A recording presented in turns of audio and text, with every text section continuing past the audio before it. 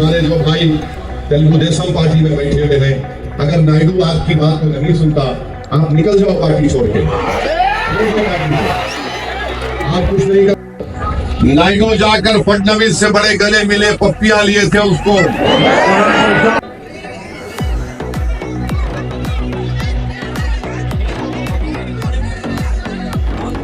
Collector government कैसे बोले थे ऐसा करते कलेक्टर, वो पूरा जमीन गवर्नमेंट का जमीन बोलते हैं।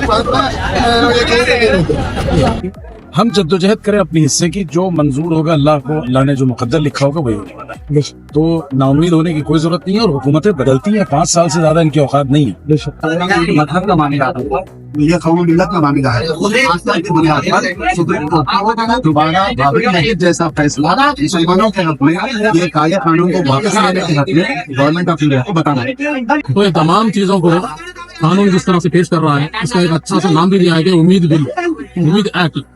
तो ये उम्मीद मुसलमानों के लिए नहीं है, बल्कि उन पाकिस्तानी ताकतों के लिए और जहनी खत रखने वालों के लिए आने वाले मुस्तकबिल में मुसलमानों को किस तरह से तबाह बर्बाद किया जाए।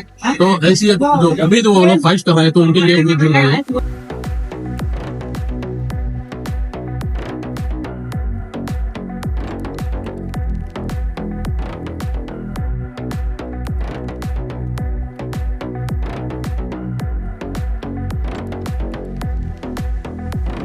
है कि ये कानून नहीं बनता अगर चंद्रबाबू नायडू,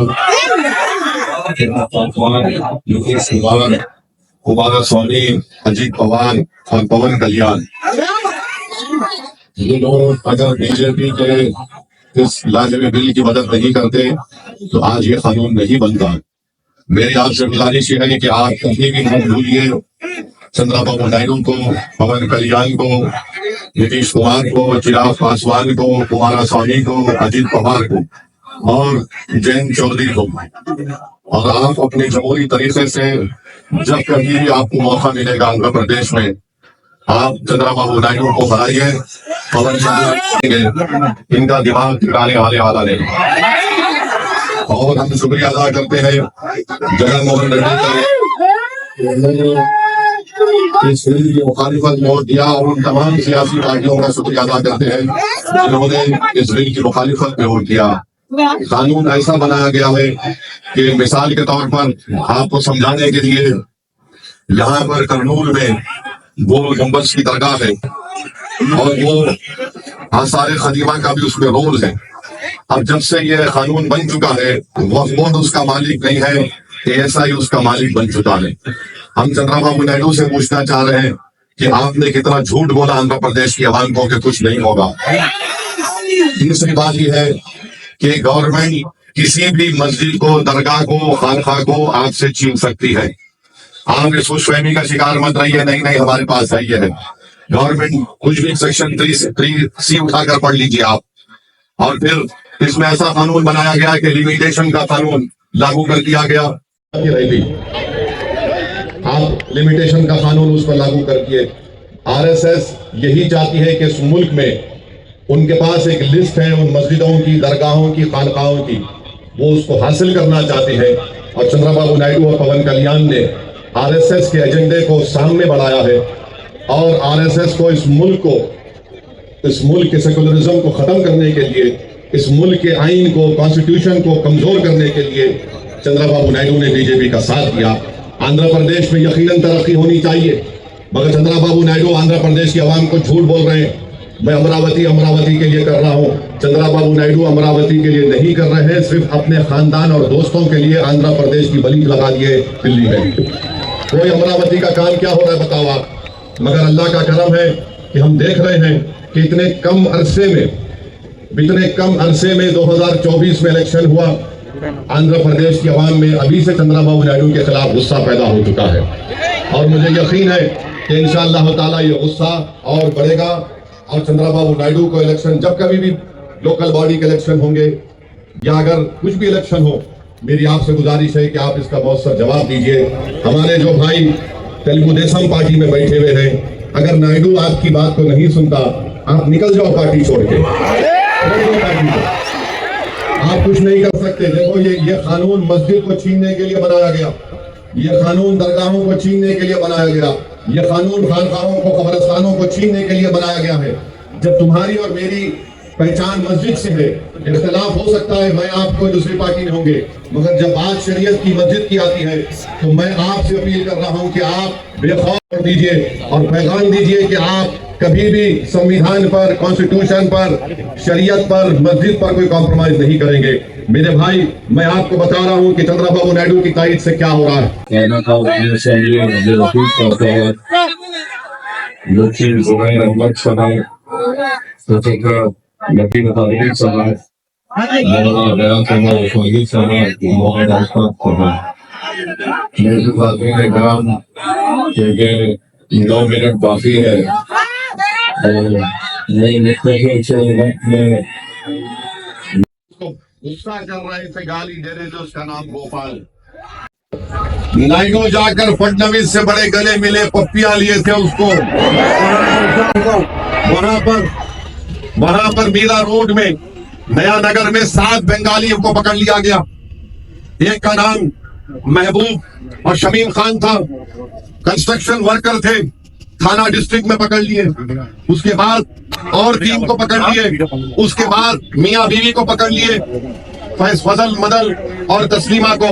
इनको पुलिस ने इनका आधार कार्ड देखा, बोले कि नहीं तुम बांग्लादेश के। उसने कहा मुर्शिदाबाद का हूं, बोले नहीं। फोन निकाला, फोन फेंक दिए। उसने पैन कार्ड दिया, पैन कार्ड फेंक दिए। इन 7-8 हमारे बंगाली मुसलमानों को जो हमारे देश के, उनको बिठाकर बंगाल पहुंचाकर बीएसएफ के हवाले करके, बीएसएफ वालों ने उनको खूब पीटा और उनको ले जाकर धकल कर बंदूक की नोक पर भारत के बॉर्डर से निकालकर बांग्लादेश के बॉर्डर में फेंक दिया। ये हो रहा है चंद्रबाबू नायडू। आपको अपनी कुर्सी की पड़ी है, हमको हमारे देश से बंगाली जबान बोलते थे। एक शख्स ने कहा कि मेरे पास 5-8 हजार रुपये थे, बीएसएफ के लोगों ने 7,500 रुपये छीन लिए मुझसे, बांग्लादेश में ढकल दिया उनको। फिर बंगाल की पुलिस ने पूरा भिजाया, कागजात भिजाए कि यहाँ के रहने वाले 3 बॉर्डर है, उत्तर दिनाजपुर, कोच बिहार से ढकल दिए 7 के 7 लोगों को। पता नहीं क्या हो रहा है हमारे देश में। अरे अगर आपको महाराष्ट्र में बंगाली बोलने वाले बांग्लादेशी नजर आ रहे हैं, मैं नरेंद्र मोदी से ये कह रहा हूं, भारत के वजीर आजम से, अगर आप जबान को देखकर ऐसा कर रहे हैं तो क्या आप में इतनी हिम्मत नहीं है कि वो 4 जालिम लोग जो 26 हमारे हिंदू भाइयों को पहलगाम में गोली मारे, वो कहां छुप गए? निकालो उन जालिमों को। मोदी, आप सिर्फ बंगाली जबान बोल रहे हैं। उनका एयरपोर्ट पे, पूरा एयरपोर्ट पे उनका आधार कार्ड फाड़ दिए, बेचारे का 25,000 का स्मार्टफोन रख लिया हजरत पुलिस। आप बताइए क्या हो रहा है हमारे देश में। बहरहाल क्योंकि वक्त हो चुका है, मेरी आपसे गुजारिश है कि आप तमाम लोग मिलकर तेलुगु देशम को सबक सिखाएंगे, नहीं सिखाएंगे आप पवन कल्याण को बताएंगे कि सुपरस्टार आप हैं। अब बहुत हो गया है ड्रामाबाजी, एक्टिंग। तुम संविधान को धोखा दिए। मैंने हथौनी में कहा था, चंद्रबाबू नायडू ने संविधान को भी धोखा दिया, आंध्र प्रदेश की जनता को भी धोखा दिया, और चंद्रबाबू नायडू ने लोकेश को हमेशा के लिए यह कर दिया। आप जानते हैं ना इस बात को। तो मेरी आपसे अपील है कि मुत्तहिद रहिए और दुआ करते रहिए फलस्तीनियों के लिए, जो आज उनको हजारों की तादाद में वहां पर मार दिया गया। अल्लाह उन फलस्तीनियों को भी सलामत रखे। अस्सलाम वालेकुम व रहमतुल्लाहि व बरकातहू।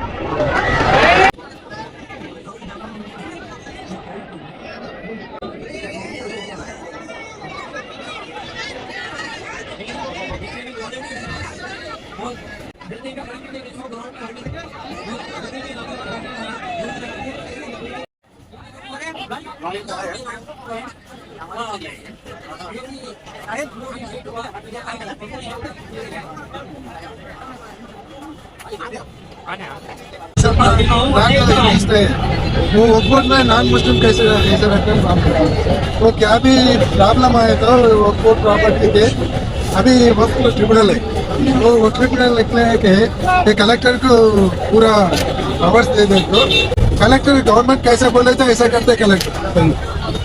वो पूरा जमीन गवर्नमेंट का जमीन बोलते हैं, बाद में ऐसा करने के वो एक्ट लेके आए। वो सब मुसलमान भी अपोज करें, हमारा वैएसआर कांग्रेस पार्टी तरफ से वो पार्लियामेंट में अपोज करें, राज्यसभा में अपोज करें, फिर सुप्रीम कोर्ट में भी वो अमेंडमेंट के अगेंस्ट सुप्रीम कोर्ट में बिल डाले।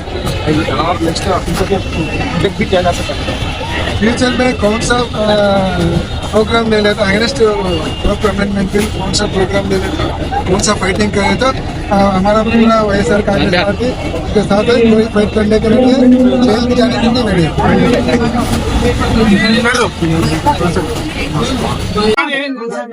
मौलाना खालिद सुलेमानी साहब दामद बरकातुहू उनके साथ ज्यादा मौजूद है और बात की तो देखिए, all India Muslim personal law board की तरफ से वक्त कानून 2024 के खिलाफ मौजूद तहरीक चल रही है और उसी तहरीक का ये हिस्सा था एहतजाजी प्रोग्राम। मुख्तलिफ हिस्सों में हो रहे हैं। आंध्र प्रदेश और बिहार में इस तरह के प्रोग्रामों की बड़ी अहमियत है, चूंकि दोनों ने मुसलमानों को दखल दिया। और इस प्रोग्राम का दो मकसद है। एक मकसद मुसलमानों में शऊर बेदारी पैदा करना और दूसरा मकसद है हुकूमत और अरबाब इख्तिदार को ये पैगाम देना कि ये कानून हमें पसंद नहीं है और हमें मंजूर नहीं है। तीसरी बात जो स्टेट से हमने आज जो पैगाम दिया गया वो ये है कि ये मसला मुस्लिम गैर मुस्लिम का नहीं है, ये मसला कॉन्स्टिट्यूशन और संविधान की हिफाजत का है। जिस तरीके से हमारे हिंदू भाइयों के इंडोरमेंट्स हैं और वो उसको अपने अंदाज से चलाते हैं, तो वक्त हमारा मुस्लिम इंडोरमेंट है और हम अपने अंदाज से चलाएंगे। उसमें हुकूमत के किसी तरह के इंटरफेरेंस की कोई गुंजाइश नहीं है।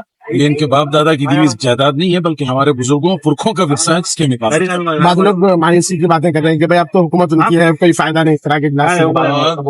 देखिए, सबसे पहली बात, अगर मुसलमान है तो मायूस ना हो, ठीक है, क्योंकि फैसले और तकदीर अल्लाह बनाता है, हुकूमतें नहीं बनाती है और हुकूमतों के हाथ में हमारी तकदीर है भी नहीं।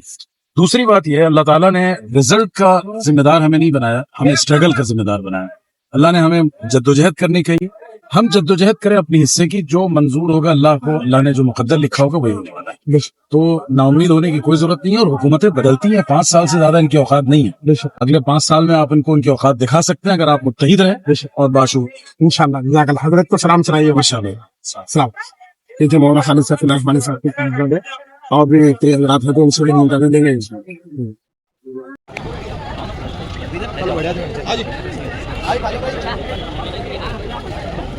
भाई सभी वॉलंटियर को आने का इधर ही इंतजाम है, 15 मिनट।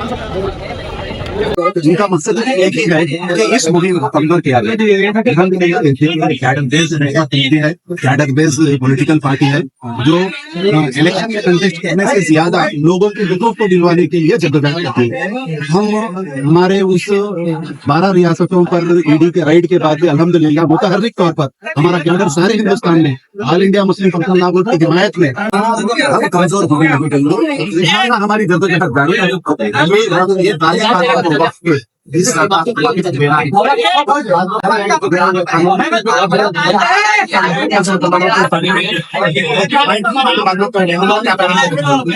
मायूसी कुछ है, मायूस नहीं होना है। ये डेमोक्रेटिक कंट्री है, यहाँ पर जद्दोजहद कर सकते हैं। बाबरी मस्जिद का मामला भी कोर्ट में था, ये मामला भी कोर्ट में है। बाबरी मस्जिद बुनियाद पर पैरों के हवाले करता है। हमारी भी आस्था है, मतलब का मामला ये कौम मिल्लत का मामला है। आस्था की बुनियाद पर सुप्रीम कोर्ट दोबारा बाबरी मस्जिद जैसा फैसला मुसलमानों के हक में, ये कायदे कानून को वापस लेने के हक में गवर्नमेंट ऑफ इंडिया को बताना है। आप लोग जानते हैं कि काला खाने मुसलमानों की तरक्की के लिए, मुसलमानों की तहकीक के लिए बीजेपी हुकूमत बताती है, लेकिन हकीकत में मुसलमानों को अब तक ये नहीं समझ में आया कि ये कानून हमारे किस तरह के काम आ रहा है, किस तरह से फायदा पहुंचा रहा है। तो ये तमाम चीजों को कानून जिस तरह से पेश कर रहा है, इसका एक अच्छा सा नाम भी दिया है कि उम्मीद बिल, उम्मीद एक्ट। तो ये उम्मीद मुसलमानों के लिए नहीं है, बल्कि उन फाकिस्तान ताकतों के लिए और जिंदगी खत्म करने वालों के लिए आने वाले मुस्तकबिल में मुसलमानों को किस तरह से तबाह बर्बाद किया जाए। तो ऐसी जो उम्मीद वो लोग ख्वाहिश कर रहे हैं, तो उनके लिए उम्मीद मिल रही है, उम्मीद एक्ट है, तो उनके लिए एक अच्छी उम्मीद है। मुसलमानों की तरक्की के लिए गवर्नमेंट के उम्मीद नहीं है, बल्कि नुकसानदार है। यहाँ पर जुड़े हुए हर एक मुसलमान और साथ में जुड़े हुए सेक्युलर जहन रखने वाले गैर मजहब के तमाम भाई एक ही आवाज लगाए यहाँ पर, उनकी गुहार रही कि इस बिल को, इस एक्ट को हम हरगिज़ मंजूर नहीं करेंगे। आने वाले जितने भी जलसे रहेंगे all India Muslim personal law board के बात है, तो उन जलसों में भरपूर कानून देकर जनता को कामयाब करेंगे।